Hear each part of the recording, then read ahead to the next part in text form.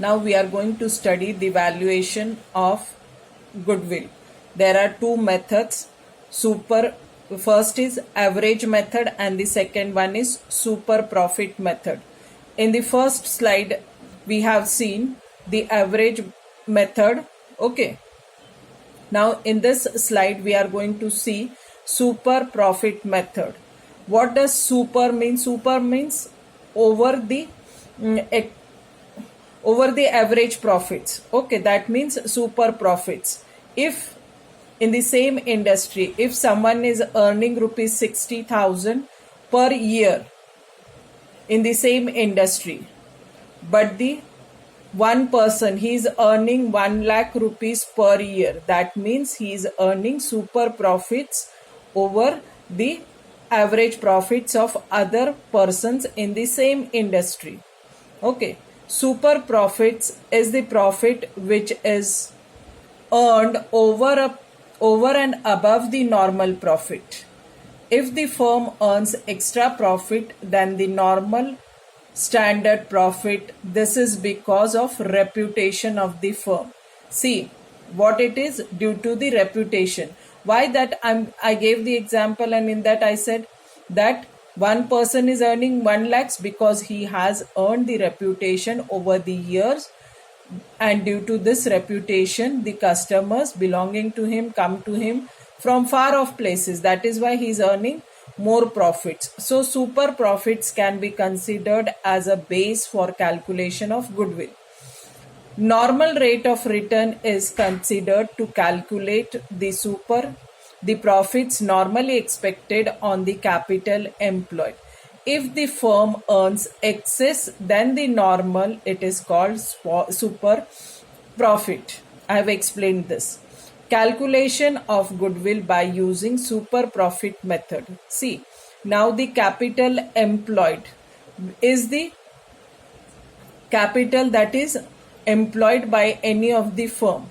Then what is the capital employed? That is taken into consideration, and the normal rate of return on that particular business is taken into consideration. So see, first, capital employed. It is the amount of capital used by the firm to start and run the business activities. It is made up of fixed assets and then goodwill plus current assets minus current liabilities. How do we calculate? In the 11th standard also we have learnt about this. How we are going to calculate the capital employed. Fixed assets plus current assets minus current liabilities will be the capital employed. Now second, rate of return. It is the rate of return normally earned by the firm in the same industry, or it is the profit expected by the investors on the capital employed. See, when a business person employs his capital, he has in his mind that in this industry or in this range of business, I will be earning average profits of say 15% or 20% according to the capital employed by me. Okay, that is expected from him. So that is the normal rate of return. Now see, calculation of how you are going to calculate the average profits. Average profits is equal to total profit, see, upon number of years. Now suppose if you are going to admit a partner and if you are going to ask for goodwill, how you are going to ask for goodwill? Then you will consider last 5 years profits. Okay, so what that average profit means? You will add up those 5 years profits divided by 5. Then you will get the average profit. Okay, then that you can ask for new partner to bring as a share of goodwill. Then second, calculation of normal profit. How it is calculated, normal profit? See, normal profit is equal to capital employed by and into NRR, that is normal rate of return upon number of years.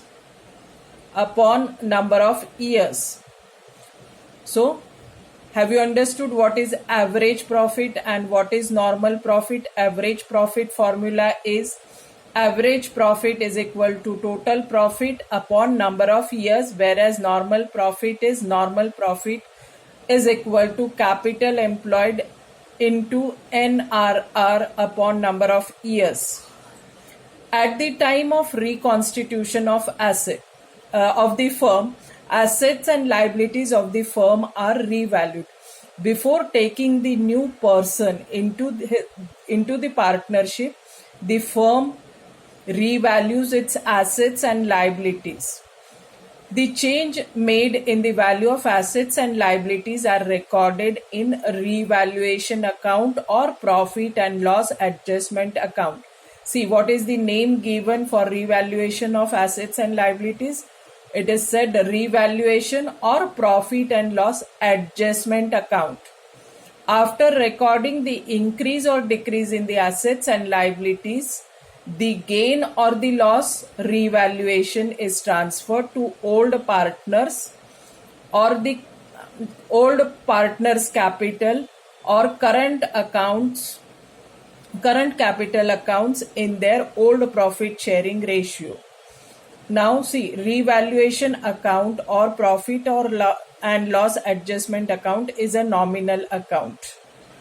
Now in the new balance sheet, when the new partner is admitted, you are generally asked to prepare profit and loss adjustment account, partner's capital account, and the new balance sheet.